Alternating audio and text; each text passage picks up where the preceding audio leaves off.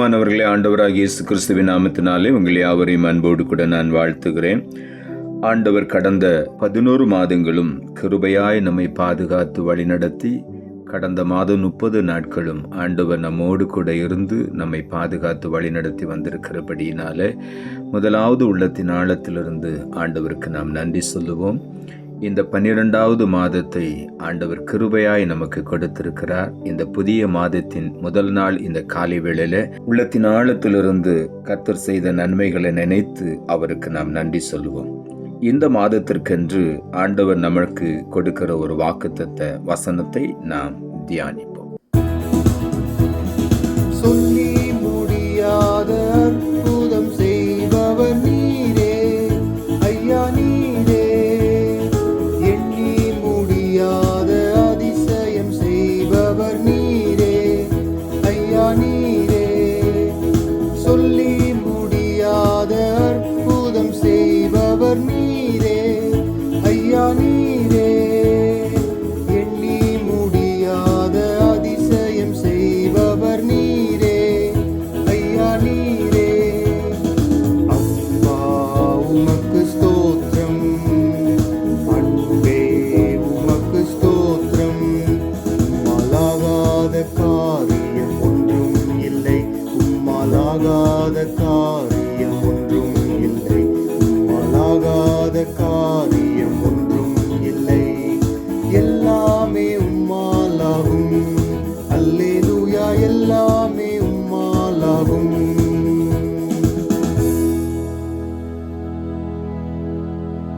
இந்த மாதத்திற்கென்று ஆண்டவர் கொடுக்கிற ஒரு வாக்குத்தத்த வசனம் சங்கீதங்களின் புஸ்தகம் 107வது அதிகாரம் 35வது வசனம். சங்கீதம் 107:35.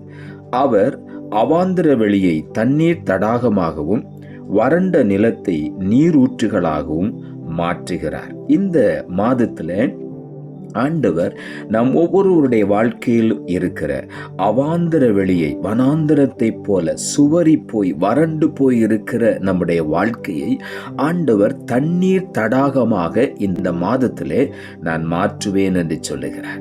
அவாந்திர வெளியை தண்ணீர் தடாகமாய் ஆண்டவர் மாற்றப் போகிறார். மாத்திரமல்ல, இந்த மாதத்திலே வறண்ட நிலத்தை போல இருக்கிற நம்முடைய வாழ்க்கையிலே ஆண்டவர் நீரூற்றுகளை உண்டாக்குவார், நீரூற்றுகளாகவும் நம்மை மாற்றுகிறார் என்று வேதம் சொல்லுகிறது.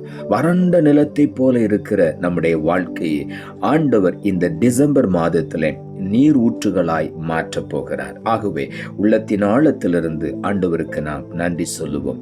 ஏசாயா தீர்க்கதரிசன புஸ்தகம் 43ஆம் அதிகாரம் 19ஆம் வசனம் இப்படியாய் சொல்லுகிறது: இதோ நான் புதிய காரியத்தை செய்கிறேன், இப்பொழுதே அது தோன்றும், நீங்கள் அதை அறியீர்களா? நான் வனாந்தரத்திலே வழியையும் அவாந்தர வெளியிலே ஆறுகளையும் உண்டாக்குவேன் என்று இன்றைக்கு ஆண்டவருடைய வார்த்தை சொல்லுகிறது. இந்த மாதத்திலே நான் உங்களுக்கு ஒரு புதிய காரியத்தை செய்ய போகிறேன் என்று ஆண்டவர் சொல்லுகிறார். அது இன்றைக்கே, இப்பொழுதே, இந்த முதல் நாளிலே உங்களுக்கு தோன்றும் என்று ஆண்டவர் சொல்லுகிறார். நீங்கள் அதை அறியீர்களா என்று கேட்கிறார். நான் வனாந்தரத்திலே வழியை உண்டாக்குவேன், அவாந்திர வெளியிலே ஆறுகளை உண்டாக்குவேன் என்று இந்த காலை வேளையிலே ஆண்டவர் சொல்லுகிறார். ஆகாருடைய வாழ்க்கையை நாம் கவனித்து பார்க்கும் பொழுது, வனாந்தரத்திலே அலைந்து திரிந்து கொண்டிருக்கிற ஆகார் தன்னுடைய கையில் இருந்த ஒரு துருத்தி தண்ணீரும் செலவழிந்த பிறகு தன்னுடைய ஒரே மகனை வனாந்தரத்திலே ஒரு செடியின் கீழே விட்டுவிட்டு அவள் தூரமாய் போய் உட்கார்ந்து அழுது கொண்டிருந்தாள். கர்த்தர் கவனித்து பார்த்தார். அந்த பிள்ளையின் சத்தத்தை ஆண்டவர் கேட்டார். பிள்ளை ஒரு பக்கம், தாய் என்னை விட்டுவிட்டு போய்விட்டாளே என்று பிள்ளை அழுகிறது. ஆகார் ஒரு பக்கம், என் கணவன் என்னை வீட்டை விட்டு வெளியே அனுப்பிவிட்டார் என்று சொல்லி அவள் ஒரு பக்கம் துக்கத்தோடு கூட அவர் கொடுத்து விட்ட ஒரு துருத்தி தண்ணீரும் செலவழிந்து போய்விட்டதே என்று சொல்லி வனாந்தரத்திலே கண்ணீரோடு அழுது கொண்டிருக்கும் பொழுது கர்த்தர் அந்த பிள்ளையின் சத்தத்தை கேட்டார் என்று வேதம் சொல்லுகிறது. ஆகாரை கூப்பிட்டு, ஆகாரே, நீ பிள்ளை இருக்கிற இடத்திற்கு போ, அந்த பிள்ளையை உன் கையிலே பிடித்துக்கொள் என்று ஆண்டவர் சொன்னார். அந்த வார்த்தையை கேட்ட உடனே ஆகார் கீழ்ப்படிந்து அந்த பிள்ளை இருக்கிற இடத்துக்கு போகிறாள். பிள்ளை இருக்கும் இடத்துல போகும் பொழுது கர்த்தர் ஆகாருடைய கண்களை திறந்தார். அங்கே ஒரு நீரூற்றை அவள் கண்டாள் என்று வேதம் சொல்லுகிறது. அந்த நீரூற்றிலிருந்து தண்ணீர் மொண்டு தன்னுடைய கையில் இருந்த துருத்தியை நிரப்பி தன்னுடைய குழந்தைக்கும் குடிக்க கொடுத்தாள் என்று வேதம் சொல்லுகிறது. ஆகார் வனாந்தரத்தில் அலைந்து கொண்டிருந்த பொழுது கர்த்தர் அவளை சந்தித்து அந்த வனாந்தரத்தில் ஒரு நீரூற்றை உண்டாக்கினார். இந்த காலை வேளையில ஒருவேளை நாம் பல சூழ்நிலைகளிலே கடந்த 11 மாதங்கள் வனாந்தரமான ஒரு வாழ்க்கையைப் போல நாட்களை கடத்தி இருக்கலாம். ஆனால் இந்த காலை வேளையில இந்த டிசம்பர் மாதம் முதல் நாளிலே கர்த்தர் சொல்லுகிறார், உன் வனாந்தரமான வாழ்க்கையிலே நான் ஒரு நீரூற்றாக உன்னோடு கூட இன்றைக்கு நான் வெளிப்படுவேன் என்று ஆண்டவர் சொல்லுகிறார். இந்த நீரூற்று என்றைக்கும் வற்றாத ஒரு நீரூற்று. ஏசாயா தீர்க்கதரிசன புத்தகம் 51 அதிகாரம் 3 சொல்லுகிறது, கர்த்தர் சீயோனுக்கு ஆறுதல் செய்வார், அவர் அதன் பாழான ஸ்தலங்களை எல்லாம் தேறுதலடைய செய்து அதன் வனாந்தரத்தை ஏதேனைப் போலவும் அதன் அவாந்தர வழியை கர்த்தரின் தோட்டத்தைப் போலவும் ஆக்குவார். சந்தோஷமும் மகிழ்ச்சியும் துதியும் கீத சத்தமும் அதில் உண்டாயிருக்கும் என்று இந்த காலை வேளையில் ஆண்டவர் சொல்லுகிறார். வனாந்தரத்தை போல இருக்கிற வாழ்க்கையை ஆண்டவர் பாழான ஸ்தலங்களை எல்லாம் மறுபடியும் தேறுதலடைய செய்வேன் என்று சொல்லுகிறார். கடந்த 11 மாதங்கள் பல சூழ்நிலைகளிலே உங்களுடைய வாழ்க்கையில் எல்லா பகுதிகளும் பாழான ஸ்தலங்களைப் போல காணப்படலாம். வேலை செய்கிற இடத்திலும் சரி, குடும்ப வாழ்க்கையிலும் சரி, எல்லாமே வறண்டு போன ஒரு பாழான ஸ்தலத்தை போல இருக்கலாம். இன்றைக்கு ஆண்டவர் சொல்லுகிறார், சீயோனுக்கு ஆறுதல் செய்கிற தேவன் பாழான ஸ்தலங்களை எல்லாம் இன்றைக்கு தேறுதலடைய செய்வேன் என்று சொல்லுகிறார். இந்த டிசம்பர் மாதத்திலே பாழான எல்லா இடங்களையும் நான் தேறுதல் அடைய செய்வேன். வனாந்தரத்தை ஏதேனைப் போல மாற்றுவேன், அவாந்தர வெளியை கர்த்தரின் தோட்டத்தை போல மாற்றுவேன் என்று காலை வேளையில் ஆண்டவர் சொல்லுகிறார். அப்பொழுது உங்களுடைய வாழ்க்கையிலிருந்து சந்தோஷமும் மகிழ்ச்சியும் துதியும் கீத சத்தமும் உண்டாகும் என்று ஆண்டவர் சொல்லுகிறார். இந்த காலை வேளையிலே துக்கத்தை அனுபவித்த நாட்கள், துன்பத்தை கண்ட வருஷங்களுக்கு சரியாக இந்த 12வது மாதத்தில், இந்த வருடத்தின் கடைசி மாதத்தில் ஆண்டவர் சொல்லுகிறார், சந்தோஷமும் மகிழ்ச்சியும் துதியும் கீத சத்தமும் உன்னிடத்திலிருந்து புறப்படும் என்று சொல்லி. ஆகவே இந்த காலை வேளையில உற்சாகமாய் காணப்படுவோம். சங்கீதங்களின் புஸ்தகம் 84 அதிகாரம் 6 சொல்லுகிறது, அழுகையின் பள்ளத்தாக்கை உருவ நடந்து அதை நீரூற்றாக்கி கொள்ளுகிறார்கள், மழையும் குளங்களை நிரப்பும் என்று. இந்த காலை வேளையில தாவீது எழுதுகிறார், அழுகையின் பள்ளத்தாக்கை குறித்து நான் பயப்படுவது இல்லை. கடந்த 11 மாதங்கள் ஒருவேளை நீங்கள் அழுகையின் பள்ளத்தாக்கை உருவ நடந்து கொண்டிருக்கலாம்.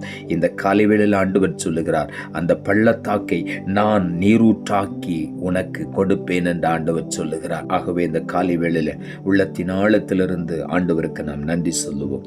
யோவான் எழுதின சுவிசேஷம் 4 அதிகாரம் 14 சொல்லுகிறது, நான் கொடுக்கும் தண்ணீரை குடிக்கிறவனுக்கோ ஒரு காலம் தாகம் உண்டாகாது, நான் அவனுக்கு கொடுக்கும் தண்ணீர் அவனுக்குள்ளே நித்திய ஜீவ காலமாய் ஊறுகிற நீரூற்றாய் இருக்கும் என்றார். இந்த காலை வேளையில ஆண்டவர் கொடுக்கிற ஜீவ தண்ணீர், அவர் நமக்காக கொடுத்த பரிசுத்த ஆவியானவர். அந்த ஜீவ தண்ணீர் நமக்குள்ள வரும் பொழுது அது நித்திய ஜீவ காலம் வரையிலும் ஊறுகிற நீரூற்றாய் இருக்கும். ஆகவே இந்த காலை வேளையில ஆண்டவரின் வறட்சிகளை மாற்றி, உன்னுடைய அவாந்தர வெளியை மாற்றி, எல்லாவற்றையும் தண்ணீர் தடாகமாய் நீரூற்றுகளாய் இந்த மாதத்திலே ஆண்டவர் மாற்றப் போகிறார். ஆகவே உள்ளத்தின் ஆழத்திலிருந்து பழையதை நினைக்காதுவிடு, எல்லாவற்றையும் மறந்து விடுவோம். இதோ நான் சகலத்தையும் புதிதாக்குகிறேன் என்று ஆண்டவர் சொல்லுகிறார். ஆகவே ஆண்டவருக்கு நாம் உள்ளத்தின் ஆழத்திலிருந்து நன்றி சொல்லுவோம். இந்த டிசம்பர் மாதம் 31 நாட்களும் நம்முடைய வாழ்க்கையை ஆண்டவர் செழிப்பாக்குவார்,